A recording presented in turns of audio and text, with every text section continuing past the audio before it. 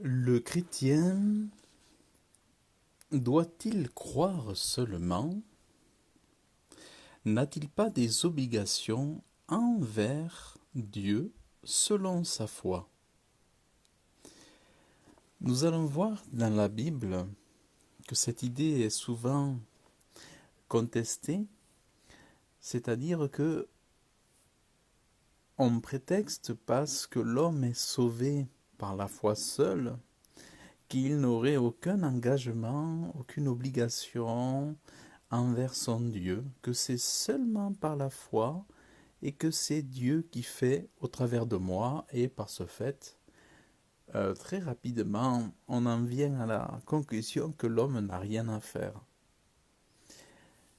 En fait, la foi, c'est le moyen par lequel l'homme vient à confesser sa confiance en Dieu.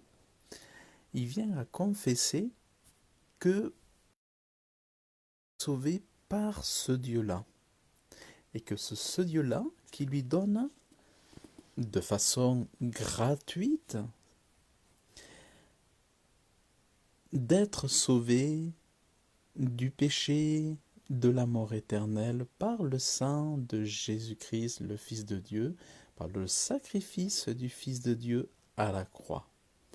Donc, c'est vrai que sans avoir rien fait,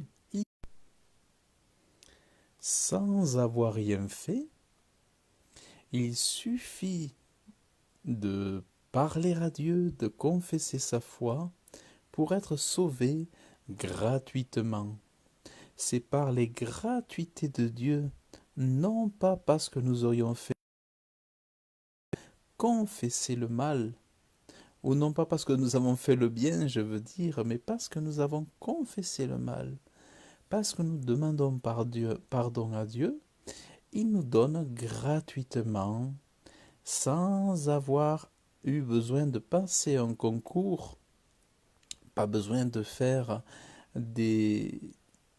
tout un programme pour être sauvé, pour recevoir le salut, pas, pas besoin de faire tout un programme, pas besoin de faire une étude biblique pour être sauvé, pas besoin de faire une étude théologique, pas d'obligation d'aller à l'église tous les dimanches pour être sauvé.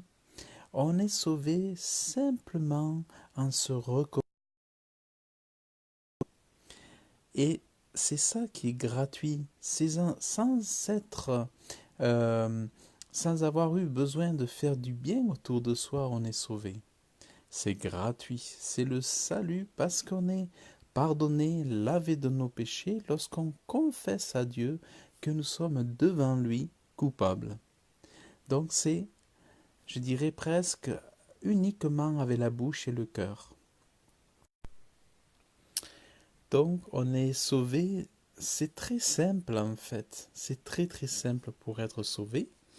Et une fois qu'on est sauvé, le l'enfant de Dieu, celui qui est réconcilié avec Dieu, par rapport à sa foi, par rapport à sa croyance, à ses croyances, il s'engage de ce fait à écouter les conseils, les recommandations, les, l'amour que son Dieu lui communique au travers de ce livre.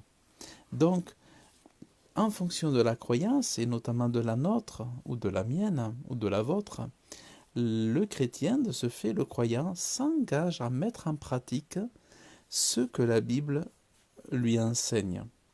De ce fait, une fois qu'on une fois qu'on a cru, le chrétien ou le croyant doit comprendre qu'il s'engage dans une alliance entre lui et son Dieu. C'est un peu comme un mariage spirituel. C'est pour ça que Jésus dira, vous aussi de même, vous aussi de même, quand vous aurez fait toutes ces choses qui vous sont commandées, dites, nous sommes des serviteurs inutiles, parce que nous avons fait, parce que ce que nous avons fait, nous étions obligés de le faire.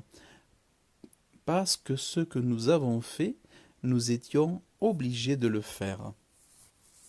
Donc, nous avons des obligations. Obligés de le faire, ça veut dire que en s'engageant même dans la foi, même dans ce qui tient au spirituel, nous avons, de par l'alliance, de par notre mariage spirituel avec le Dieu vivant, créateur du ciel et de la terre, eh bien, nous avons des obligations. Donc, euh, c'est pour ça que aujourd'hui de dire que on n'a rien à faire, que que le